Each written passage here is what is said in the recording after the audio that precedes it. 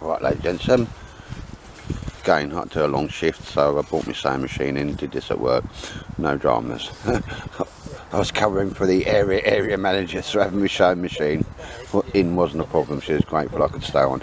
Right, ladies and gents, I made a Baltic's little tent now, just did a few little simple sewing up jobs. I'd had this material, I come across it when I was having a mooch about, looking for some DPM material for Allensbergen.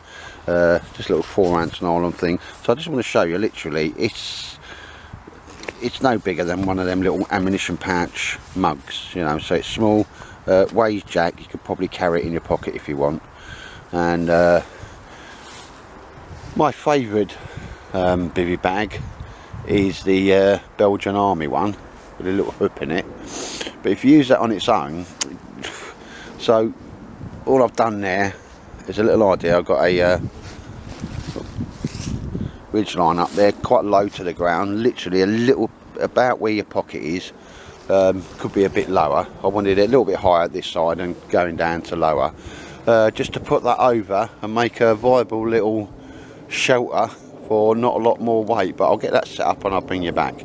Just a little thing I was tinkering with, you know. I had 3 meters, nearly 4 meters, and I just sewed it up in one go, so it'd be 150 times, but it's only just to keep the rain off you and that type of stuff, not to be fully enclosed or any daft stuff like that, ladies and gents. Anyway, ladies and gents, just bringing you back to this, just wanted to bring it out.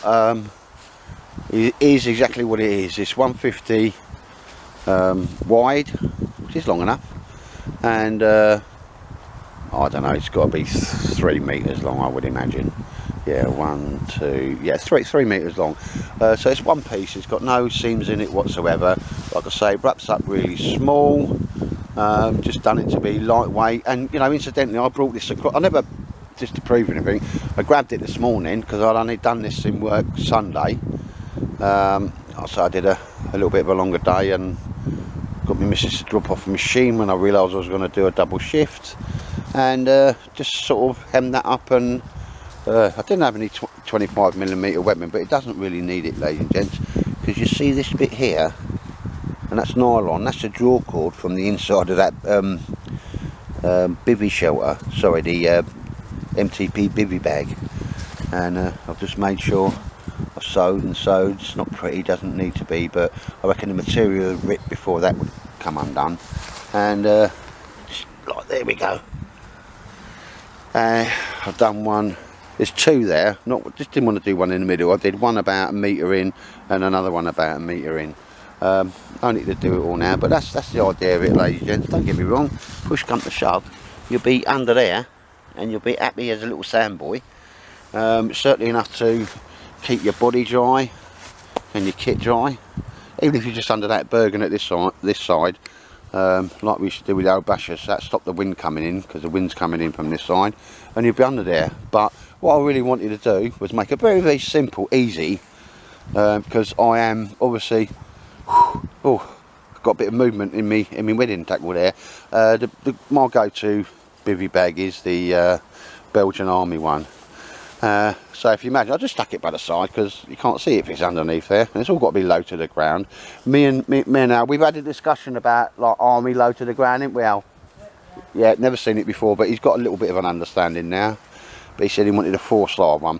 No, so literally, I mean, the idea is you can put your hood in, your bit of a pole in there, it lifts it all off your face, but you perhaps wouldn't, unless there was no other option, want it the rain coming straight down on there, because you can't zip it up properly all the way, because Gore-Tex, you can't breathe through it.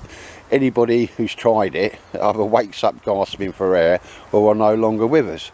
But you can see, ladies and gents, that just slip under there, and the idea was that, because I didn't know how long each one would be, I had to bring it out, sort it. The little pink DB Firkin, it's red, it's not pink, but even that's where sort of that could even hang out at the end. You wouldn't be worried about that, giving you a little bit more space that way. It's 3 meters, but because I think, do you know what I'm going to do with this is literally put this, fold it in half and fold it in half again, and just roll it up inside of this. I mean, how simple is that? So you've got a, you know, a grab and go shelter that you could use anywhere when push comes to shove. If you imagine that just underneath there, you're keeping the rain and the wind off you, and anything does get through, it's got a layer of Gore-Tex to get through.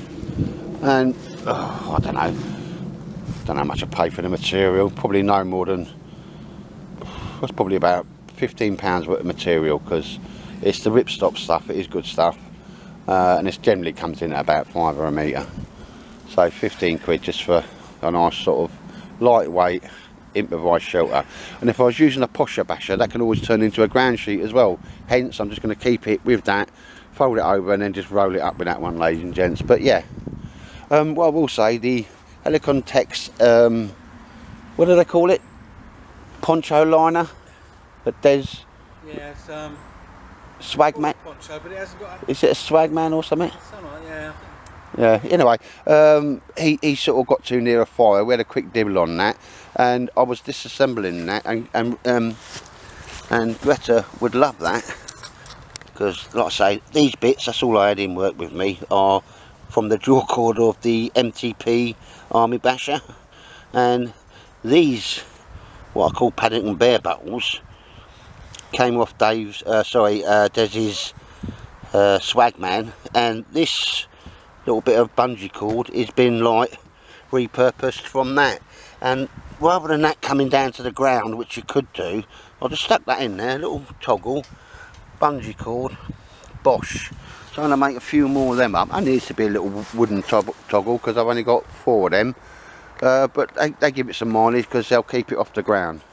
Obviously in the real world, naughty situation, you could even make a couple, just have some, you'd want everyone, there's a tag there and a tag there, just to keep it down and out the wind. And obviously, ladies and gents, if you're sort of semi-tactical, I'm not going to insult anybody by showing you how it's done. You could lift that side up so it is almost horizontal, just slightly sloping down, so you can get in and out easier.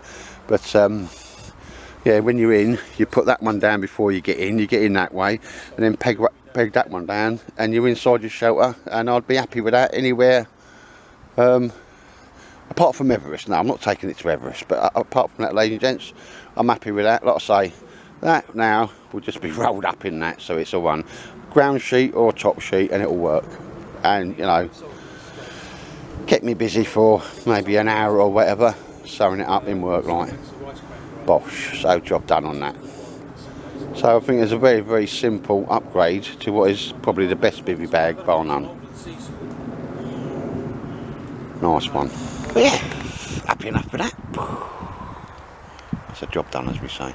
Don't have to be too complicated or too fantastic, just needs to work.